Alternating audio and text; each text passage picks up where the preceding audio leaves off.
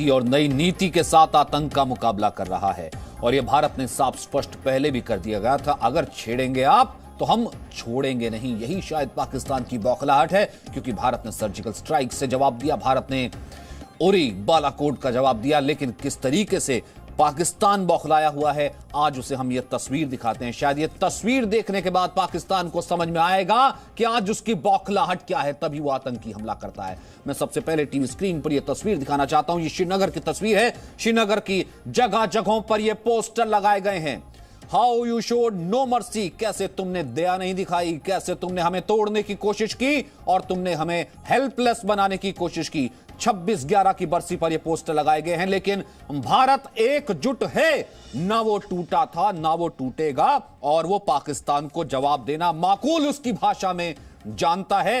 ये पाकिस्तान को करारा जवाब है कश्मीर के, इस नए कश्मीर के पोस्टर का। हमारे साथ तमाम मेहमान मौजूद हैं। डॉक्टर सुधांशु त्रिवेदी हैं, राज्यसभा सांसद, जनरल जे सिंह है, पूर्व सेना प्रमुख। हमारे साथ शाहनवाज वानी हैं, कश्मीरी एक्टिविस्ट। हमारे साथ सनम शाह हैं, जो कि कश्मीर कांग्रेस के नेता है। MS बिट्टा हैं, AIATF के अध्यक्ष और इंडिया एंटी टेररिस्ट फ्रंट के। सबसे पहले सुधांशु जी, मैं आपसे शुरू करना चाहता हूं। 12 साल हो गए उस 26/11 के जख्मों को, लेकिन पाकिस्तान अब भी सुधरा नहीं है। आज भी उसने यह बौखलाहट दिखाने की कोशिश की, जब भारत ने कहा कि नई रीति और नई नीति के साथ हम आतंक का मुकाबला कर रहे हैं, एक बार फिर से उसने एक आतंकी हमला करने की कोशिश की। इलाज क्या है सर फिर पाकिस्तान का?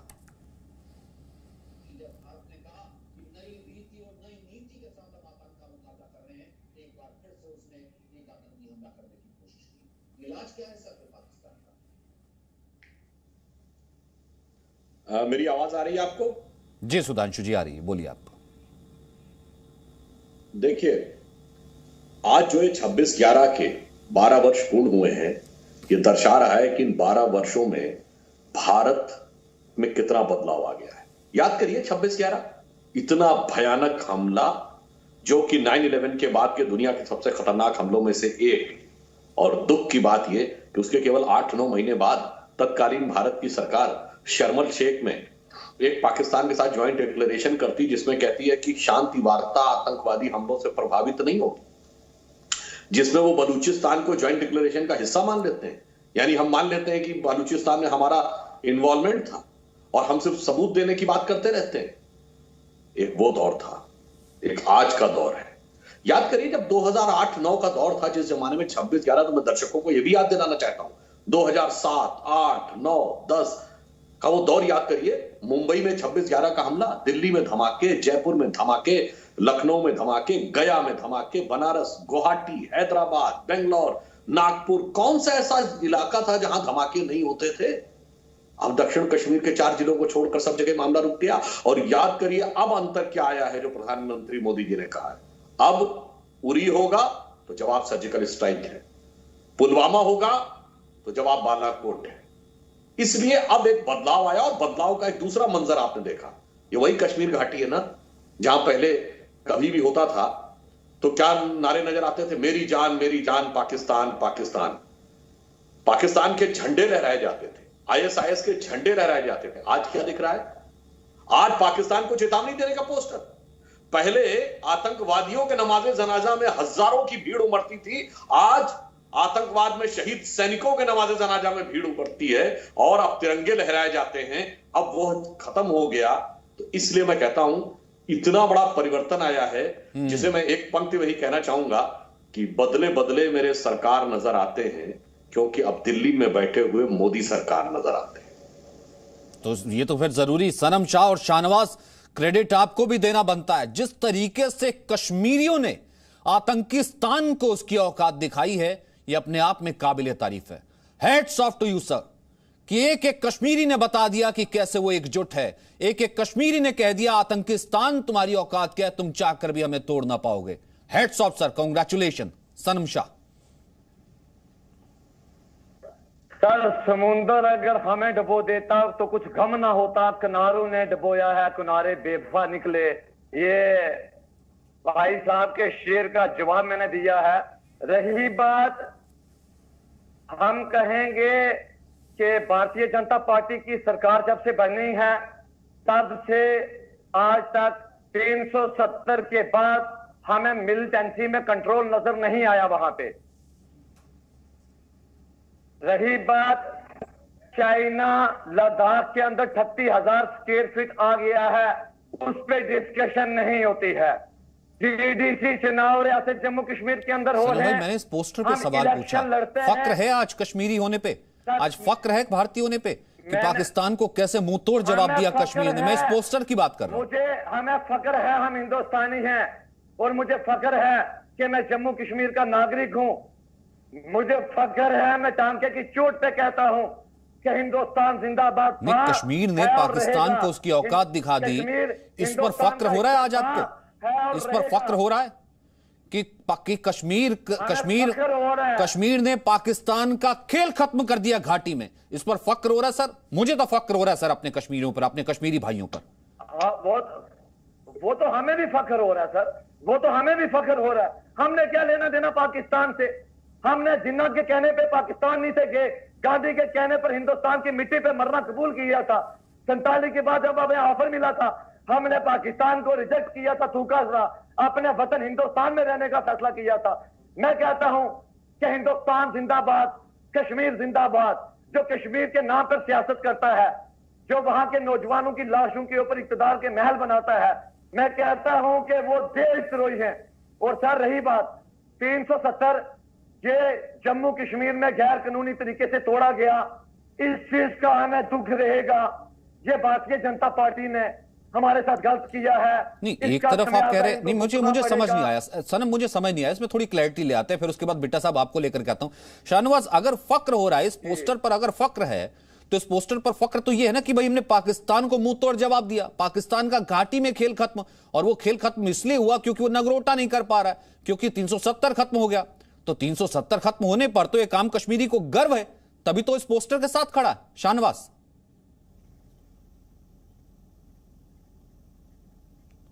ये मेरे को सवाल है? जी, मेरा नाम सरफराज है, सरफराज वानी।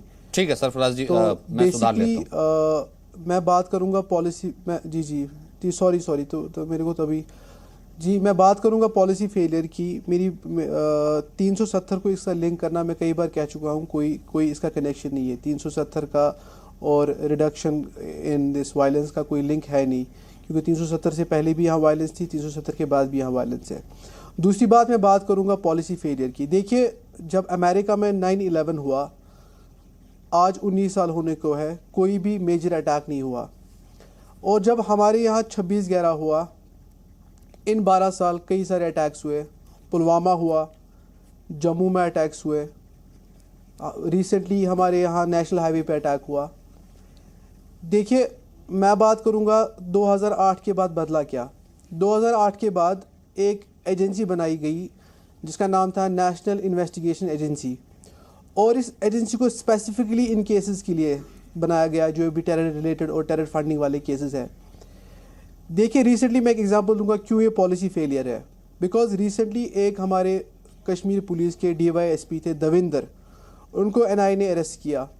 और हुआ क्या, NIA की लापरवाही की वजह से, बिकॉज NIA ने फेयर इन्वेस्टिगेशन नहीं की और टाइम पे कोर्ट में चार्जशीट प्रोड्यूस नहीं किया, तो उस बंदे को बेल मिल गई, क्योंकि 6 महीने के अंदर अंदर उन लोगों ने चार्जशीट प्रोड्यूस नहीं किया।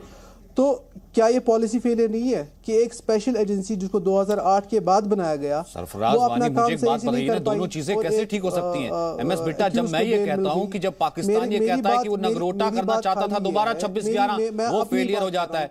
नहीं, वो फेलियर हो जाता है। यहाँ पर पाकिस्तान करना चाहता है आतंकी हमले, वो फेलियर हो जाता है। यहाँ पर पाकिस्तान सुरंग बनाता है, वो पकड़ी जाती है। यहाँ पाकिस्तान उरी करता है तो उसका जवाब सर्जिकल स्ट्राइक से मिलता है। यहाँ पाकिस्तान पुलवामा करता है तो उसका जवाब बालाकोट से मिलता है। तो ये तो पाकिस्तान का फेलियर है ना, ये तो पाकिस्तान को देखना चाहिए। यहां पर आम कश्मीरी तो साथ खड़ा है।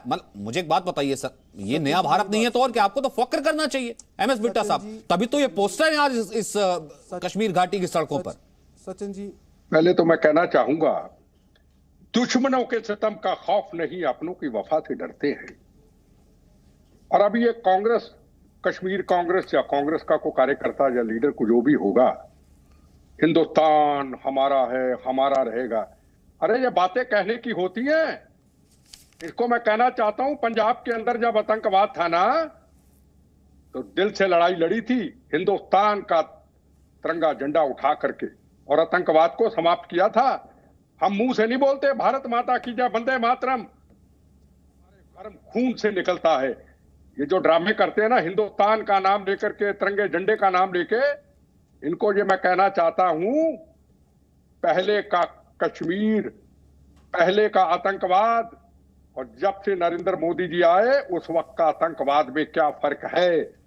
अब ये घटनाएं सुना रहे हैं, 26/11 की घटना, 26/11 घटना हुई, क्या था उस वक्त? हमारी कहीं ना कहीं तो कमजोरियां थी, हमारी होम मिनिस्ट्री की कमजोरियां थी। शिवराज पाटिल होम मिनिस्टर थे, दुनिया जानती है। शिवराज पाटिल होम मत बोले, हम किसी में नहीं बोले। शिवराज पाटिल होम मिनिस्टर थे, जितने ब्लास्ट होते थे उतने कोर्ट बदलते थे। सनम शाह वो पाकिस्तान को गाली दे रहे हैं, आपको दर्द क्यों हो रहा है? मुझे ये नहीं समझ आ रही। सनम शाह मुझे एक बात बताइए, एक तो एमएस बिट्टा बीच में नहीं बोले, एक तो एमएस बिट्टा बीच में नहीं बोले, सनम शाह एक तो एमएस बिट्टा बीच में नहीं बोले, और दूसरा मेरी बात सुनिए सनम शाह, एक सेकंड मेरी बात सुनिए, सनम शाह मेरी बात सुनिए एक सेकंड। आपका ऑडियो ऐसे नहीं जाएगा सर, आपका ऑडियो ऐसे नहीं जाएगा, और मेरी डिबेट में कोई जबरदस्ती ऐसे चीख चिल्लाता नहीं है सर। ऐसा है कि एमएस बिट्टा जो है, मनिंदरजीत सिंह बिट्टा, वो पाकिस्तान को गालियां अगर दे रहे हैं, वो कश्मीर का सिर अगर ऊंचा कर रहे हैं, इसमें सनम आपको दर्द क्यों हो रहा है? क्यों बीच में इंटरप्ट कर रहे हैं? एमएस बिट्टा अपनी बात पूरी कीजिए फिर सनम शाह। मैं आपको कहना चाहता हूं, पाकिस्तान को मुंह क्या नरेंद्र मोदी जी हिंदुस्तान की जनता के खिलाफ होकर पाकिस्तान गए? नवाज शरीफ को मिले, कितने मिले, उसके बाद किया पाकिस्तान ने दीनानगर की घटना, पठानकोट की घटना, उसके बाद क्या हुआ? रोज ठोकते हैं इनको, रोज ठोकते हैं इनको। और ऐसे गद्दार मुल्क के दुश्मनों का सितम का खौफ नहीं कहा, अपनों की भाई ये गद्दार है। हिंदुस्तान का हिंदुस्तान की रोटी हमारे खून पसीने की कमाई से बातें हमारे जवानों के खिलाफ आतंकवादियों की करते का आवाज मिला था, देश का गद्दार वो निकला जो कि मिलिटेंटों को लेकर दिल्ली जा रहा था, वो सिंह साहब बहाना था, कातिल पाकिस्तान का था या नहीं? लड़ाई की सवाल है, बराक बानी आतंकवादी था सर, इनको यही डर होती है ना एमएस बिट्टा साहब, इनको दर्द ये हो रहा है कि खेल कैसे खत्म हो गया, अलगाववादी कैसे खत्म हो गए, कैसे महबूबा मुफ्ती बैकफुट पर आ गई, कैसे यहां पर आतंकवादियों का सुपड़ा बिल्कुल साफ हो गया। जनरल जीएस सिंह, क्योंकि इस राजनीतिक डिबेट में मैं आपको नहीं लाना चाहता था, इसलिए सर मैं आपको लास्ट कमेंट लेना चाहता था, मतलब अंत में लाना चाहता था अपने सारे पैनलिस्ट के जवाब सुनने के बाद। सर मेरा सवाल यह है कि 26/11 को आज अगर हम 12 साल कहते हैं सर, कश्मीर भी ऐसा पोस्टर लगा करके साथ खड़ा रहता है, लेकिन पाकिस्तान बाज नहीं आता है, कुछ ना कुछ वो बौखलाहट बदमाशी करने की कोशिश करता रहता है, तो फिर सर उसका इलाज है क्या? General GS Singh sir. देखिए सचिन, सबसे पहले पाकिस्तान को समझ लेना चाहिए कि हालात वो नहीं हैं जो शायद 2008 में थे। उस समय उन्होंने मौके का फायदा उठाकर एक बहुत ही नापाक प्लान बनाया, जिसमें कि उन्होंने अपने कमांडो जैसी ट्रेनिंग दिए हुए लश्कर तौबा के 10 जो है नौजवान, उनको मौत के घाट उतरने के लिए मोटिवेट किया।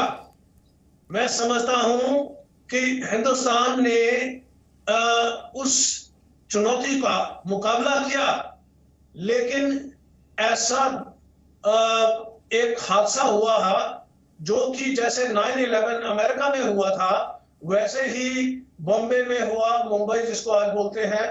और मैं समझता हूं कि उसमें से 9 आतंकवादियों को तो ढेर कर दिया हमने, एक जो पकड़ा अजमल कसब, उसने सारी कहानी बता दी। उसके अलावा डेविड हेडले जो कि एक पाकिस्तानी अमेरिकन है, जिसके बारे में सब जानते हैं, अभी वो 35 साल की जेल काट रहा है अमेरिका में। हेडले ने अपने बयान में इंटरोगेशन के बीच में हमारे एजेंसीज को बताया पूरा प्लान जैसे लश्कर तोयबा ने किया। सबसे हैरानगी की बात यह है, वैसे हैरानगी होनी नहीं चाहिए, पाकिस्तान हमेशा यही करता है, और झूठ बोलते हैं। पहले तो उन्होंने कहा ये हम आपसे हमदर्दी करते हैं, लेकिन हमारा इस आतंकी हमले के साथ कोई लेना देना नहीं है। लेकिन जब अहमद कसब का बयान सबको पता चला और दुनिया भर में लोगों ने कहा कि इतना प्लानिंग के साथ इस तरह से समुद्र के ऊपर से अगर ऐसे किश्ती में अटैक करेंगे तो इसकी प्लानिंग जो है बहुत आला दर्जे की होनी चाहिए, जिसमें कि मिलिट्री प्रिसीजन होता है। और मैं समझता हूं कि पाकिस्तान की आर्मी, पाकिस्तान का ISI और ये तंजीम लश्कर तौबा, इन सब का मिला जुला ये प्लान बना था। उसमें इनको बहुत भारी दुनिया भर में शर्मिंदगी होनी पड़ी, क्योंकि जो झूठ बोल रहे थे इनका झूठ सबके सामने पेश हो गया। और अभी पाकिस्तान देश की क्रेडिबिलिटी, उसके ऊपर भरोसा कोई दुनिया में नहीं करने के लिए तैयार, और आतंकवाद को बढ़ावा देने के लिए, आतंकवाद को पैदा करने के लिए पाकिस्तान ही जिम्मेवार है। मैं आपसे यही आग्रह करना चाहता हूं, अपने आपके दर्शकों को यह बताना चाहता हूं कि हिंदुस्तान कभी भी ऐसे कायर अटैक से हमें कुछ फर्क नहीं पड़ने वाला। हम और दृढ़ निश्चय करके जो हमारी खामियां थी वो सारी पूरी कर दी हैं, और अगर पाकिस्तान फिर से कोई इस तरह से मिस एडवेंचर करेगा या गलत नापाक प्लान बनाएगा तो बहुत ही महंगा पड़ेगा उनको। और जैसे प्रधानमंत्री ने कहा, हम सिर्फ आतंकवादियों को नहीं मारेंगे जहां वो घुसे हुए हैं, जहां वो छिपे हुए हैं, चूहों के माफिक, हम वहां जाके उनको खत्म करेंगे। तो इसलिए पाकिस्तान को क्लियर होना चाहिए कि अब हिंदुस्तान के साथ कोई पंगा नहीं लेना है। नहीं, लेकिन बात यह है ना सुधांशु जी, बात तो वो आता नहीं। उसने नगरोटा में एक बार फिर से कोशिश की कि नगरोटा से में, चलो ठीक है पकड़े गए कि वो 26/11 दोबारा करना चाहता था। इमरान खान जगह जगह घूमते हैं, फिर वो मुस्लिम मुआलिक में चले गए ये कहते हुए कि भैया कश्मीर का ये मुद्दा दोबारा ले लो, वहां पर उनको किसी ने घास नहीं डाली। लेकिन दुनिया ये पूछती है कि अगर ये नया भारत है, नई रीति नई नीति से चलता है, तो फिर हम अपने दुश्मन का काम तमाम उसी के मुल्क में क्यों नहीं कर सकते? क्यों हाफिज सईद या सलाहुद्दीन को वहां पर छोड़ा हुआ है कि वो इस तरह की चीजें दोबारा ऑपरेट करते रहे? देखिए, आपने बहुत सही सवाल पूछा, और अभी सरफराज साहब भी ये कह रहे थे कि पॉलिसी में एक प्रॉब्लम था, और हमारे दूसरे मित्र कह रहे थे कि मुंह तोड़ जवाब देना चाहिए। तीनों बातों का उत्तर मैं एक साथ देता हूं। बिल्कुल सरफराज साहब की बात सही है, एक पॉलिसी में प्रॉब्लम था। क्या प्रॉब्लम था? कि दुनिया में जहां कहीं भी दो मुल्कों के बीच में कोई कॉन्फ्लिक्ट होता है तो हमेशा छोटा और कमजोर ये शिकायत करता है कि ये बड़ा और ताकतवर हमें सता रहा है। मगर यहां पिछले 60-65 सालों से हम बड़े थे, हम ताकतवर थे, हम ये कंप्लेन कर रहे थे कि छोटा और कमजोर हमें सता रहा है। ये पॉलिसी का प्रॉब्लम था जनाब, और जब से मोदी जी की सरकार आई है ये पॉलिसी का प्रॉब्लम खत्म हो गया है। अब हम हकीकत का जवाब दे रहे हैं। और अभी हमारे जो दूसरे मित्र कह रहे थे कि मुंह तोड़ जवाब देना चाहिए, तो हम उनका जवाब बताना चाहते हैं। अरे साहब, आपको ध्यान नहीं है पिछले महीने क्या कहा पाकिस्तान के पूर्व स्पीकर ने पाकिस्तान की नेशनल असेंबली में? कि पाकिस्तान के आर्मी चीफ के पैर कांप रहे थे, सर से पसीना आ रहा था, और उन्होंने कहा खुदा के वास्ते अभिनंदन को छोड़ दो वरना 9 बजे तक हमला होने वाला है। तो साहब, पसीना छुटाने वाला और पैर कपाने वाला तो जवाब दे दिया था। और पिछले ही महीने पाकिस्तान की नेशनल असेंबली में इमरान खान ने ये बोला है, लेकिन मैंने किसी पे डिस्टर्ब नहीं किया, प्लीज अपने रिटर्न में बोलिए। सनम बीच में नहीं, सनम बीच में नहीं। एक तो वैसे आप स्काइप से ऊपर से आपकी आवाज ओवरलैप होती है, बीच में नहीं। जैसे ही कोई मेरा पैनलिस्ट पाकिस्तान को एक्सपोज करने लगता है, सनम आपको दर्द क्यों होता है? इसी सवाल के साथ वापस आऊंगा और इसी सवाल के ऊपर ही डायरेक्ट जवाब दीजिएगा, लेकिन अभी बीच में नहीं, लेकिन अभी बीच में नहीं, लेकिन अभी बीच में नहीं। उन्होंने पाकिस्तान के मिनिस्टर का जिक्र किया और दर्द आपको हो गया। पाकिस्तान के मिनिस्टर ने पूरे पाकिस्तान में अपनी फजीयत कराई, पूरी दुनिया को बताया पुलवामा हुआ, दर्द आपको हो रहा है। क्यों हो रहा है सर? मैं यही जानना चाह रहा हूं। आऊंगा सनम, इसका जवाब तैयार रखिएगा, बीच में मत बोलिएगा। सुधांशु जी अपनी बात पूरी कीजिए। देखिए, इमरान खान का खुद पिछले महीने नेशनल असेंबली में बयान है कि इस तरीके की तो कोई हुकूमत नहीं आई हिंदुस्तान में जो पाकिस्तान के इस तरीके से खिलाफ हो जैसी यहां नरेंद्र मोदी की गवर्नमेंट है। और क्या जवाब चाहिए आपको जनाब? तो वो, और दूसरा एक एग्जांपल और दे देता हूं साहब। पहले कश्मीर के मुद्दे पर जब बात होती थी कभी, आज से 20-25 साल पहले भी, तो कश्मीर पे सिर्फ सोवियत संघ यानी रूस हमारे साथ खड़ा होता था, बाकी लगभग पूरी दुनिया पाकिस्तान के साथ। और आज मोदी जी की सरकार आने के बाद केवल चीन पाकिस्तान के साथ खड़ा होता है और बाकी पूरी दुनिया हमारे साथ। और आपने एक और अच्छा सवाल पूछा था अमन जी, मैं ये भी जवाब देना चाहूंगा कि देखिए, जब से हमारी सरकार आई है हमने इतना बदलाव किया है कि Pakistan organisation of Islamic country में भी अपने पक्ष में, कश्मीर के पक्ष में कोई प्रस्ताव नहीं पारित कर पाया, और मसूद अजहर को आतंकवादी घोषित करना पड़ा, आखिर में चीन को भी मानना पड़ा, और चचा जिनपिंग की पूरी बैकिंग के बावजूद एक लाइन भी यूनाइटेड नेशंस में लाने में सफल नहीं रहा। तो ये डिप्लोमेटिक, स्ट्रेटेजिक और पॉलिटिकल, यानी कूटनीतिक, रणनीतिक और राजनीतिक तीनों पक्षों के ऊपर मोदी सरकार आने के बाद जो पॉलिसी में चेंज हुआ है, शायद सरफराज जी को समझ में आना चाहिए। ठीक है सनम शाह, अब आपकी बारी, कोई और बीच में नहीं बोलेगा, 40 सेकंड ही मैं दूंगा। मेरा पॉइंटेड सवाल है, जब पाकिस्तान को किया एक्सपोज तो दर्द सनम शाह आपको क्यों हुआ? इसका आवाज नहीं आई होगी शायद, ऐसी आवाज कई बार नहीं जाती है। क्या आप सुने? पाकिस्तान को तो जवाब नहीं देते हैं, ये बिरयानी खाने के लिए जाते हैं। सर, मैं डिस्ट्रिक्ट राजौरी में रहता हूँ, 40 किलोमीटर मेरे घर के आंगन में पाकिस्तान की बॉर्डर है। मुझे पता है मेरे लोग वहां के पाकिस्तान की गोलियों का निशाना कैसे बन रहे हैं, उनको बैंकेट नहीं है। पाकिस्तान की सीज वायलेशंस के धमाके कैसे सहते हैं? आप पाकिस्तान को कुछ के क्यों नहीं मारते? आप पाकिस्तान को मुंह तोड़ जवाब क्यों नहीं देते? आप जुमले क्यों करते हो? सर, पाकिस्तान पे डिबेट करने का फायदा क्या है? दफा करो पाकिस्तान को, बाहर में जाए। टीवी बंद कर लिया गया था पिछले हफ्ते जो फुटेज आई थी, नहीं पिछले हफ्ते जो फुटेज आई थी तब टीवी बंद कर लिया था। जो पाकिस्तान का बंकर से बंकर उड़ा दिया गया था तब वो तस्वीर आपको नहीं दी गई थी। वहीं रक्षा मंत्री राजनाथ सिंह का बड़ा बयान आया है पाकिस्तान पर कि पाकिस्तान का आतंकवादी मॉडल ध्वस्त हो रहा है।